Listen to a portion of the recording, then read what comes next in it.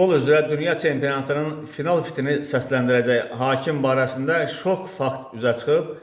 İyulun 19-da İspaniya və Argentina arasında keçiriləcək dünya çempionatının final maçını idarə edəcək Sloveniyalı hakim Slavko Vinčić karyerasında diqqət çəkən hadisələrdən biri ilə gündəmə gəlib.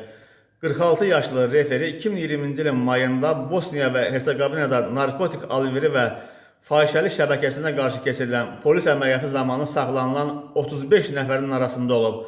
Lakin sonradan onun hadisə ilə əlaqəsinin olmadığı müəyyənləşdirilib.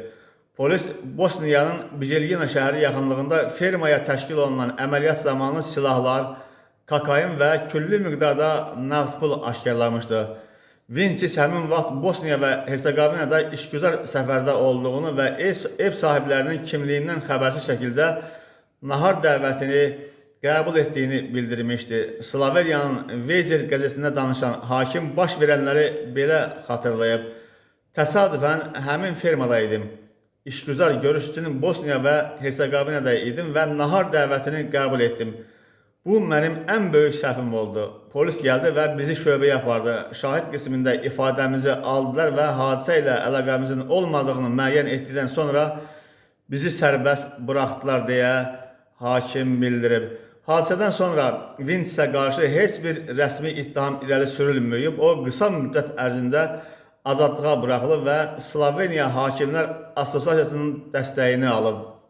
Qeyd edək ki, FIFA'nın qərarına əsasən dünya çempionatının final qarşılaşmasını məhz Slavko Vinčić idarə edəcək. Məlumata görə təyinat xəbərini alan hakim duyğulanaraq göz yaşlarını saxlaya bilməyib.